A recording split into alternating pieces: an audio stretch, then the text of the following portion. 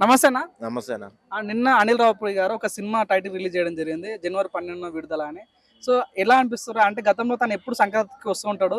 ఆయన టైటిల్స్ కూడా చాలా గమ్మత్తుగా ఉంటాయి. ఇప్పుడు ఈ టైటిల్ కూడా జనవరి 12న విడుదల, 12 తారీఖే రిలీజ్ చేస్తున్నారు. ఎలా చూడొచ్చంటారు? ఎందుకంటే మనోనికి ఎందుకో మరి ఆ తారీఖు అనేది కరెక్ట్ కుదిరినట్టుంది. ఎందుకంటే సూపర్ అసలు ఆ సినిమా అన్నది ప్రతి ఒక్కటి చిరంజీవి అయినా సరే, ఇప్పుడు వెంకటేష్ అయినా సరే ప్రతి ఒక్కటి హిట్ కొట్టుకుంటూ వచ్చాడు.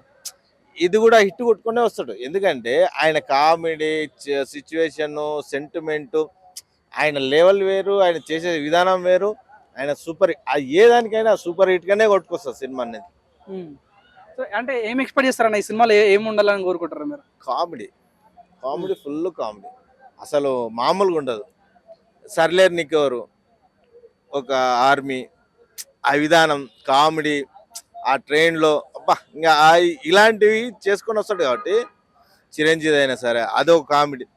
ఇలాంటివి ఉన్నాయి కాబట్టి ఖచ్చితంగా దీన్ని చేసేది ఒకటి మాత్రం ఆయన ఏంటంటే కామెడీ.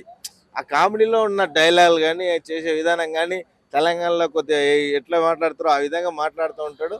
అట్లాగా చేసిన దానికి మాత్రం సూపర్ హిట్ అనిపిస్తుంది నాకైతే. అనిల్ రావిపూడి గారికి ఫస్ట్ సినిమా ఇచ్చింది కళ్యాణ్ రామ్ గారు. అవును. అదే విధంగా 100 కోట్లు ఇచ్చింది వెంకటేష్ గారు. సో, వీళ్ళిద్దరు కాంబినేషన్‌లో వస్తున్న సినిమా ఇది. జనవరి 12న విడుదల. సో, దీనిలో కీర్తి సురేష్ గారు ఉన్నారు, కీర్తి గారు ఉన్నారు.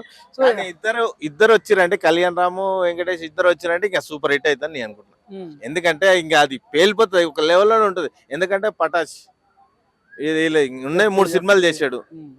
ఎందుకంటే ఇప్పుడు ఈ 3 సినిమాలు కాక ఈ పటాష్ ఇప్పుడు వాళ్ళ ఇట్టే ఇవి 3 ఇట్లే ఇట్టే.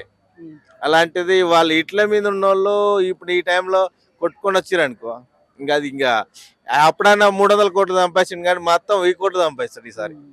సహజంగా ఈ మధ్యలో ఏందంటే ఎవరికైనా ఎదురు వెళ్ళాను గానీ అనిల్ రావిపూడికి ఎదురు వెళ్ళకండి. సంక్రాంతి ఆయనదే. ఎప్పుడొచ్చినా ఆయన ఇటు కొట్టుకుపోతారు అంటారు. ఇది కూడా అట్లనే ఉండబోతుండొచ్చనా? ఖచ్చితంగా 100%.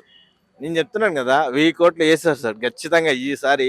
కళ్యాణ్ రాము, వెంకటేష్ వచ్చినట్టే ఇంకా అది 1000 కోట్లు వచ్చేస్తాయి నాకు తెలిసిన కాడికైతే. ఆ! 100%. ఎందుకంటే ఆయన పెట్టిన కొంత అయినా సరే కానీ 300, 500 తగ్గేదే లేదు అట్లా. ఇంకా అలాంటిది ఇప్పుడు 1000 కోట్లు ఖచ్చితంగా తీసుకొస్తాడు నాకు తెలిసి. రైట్. Thank you.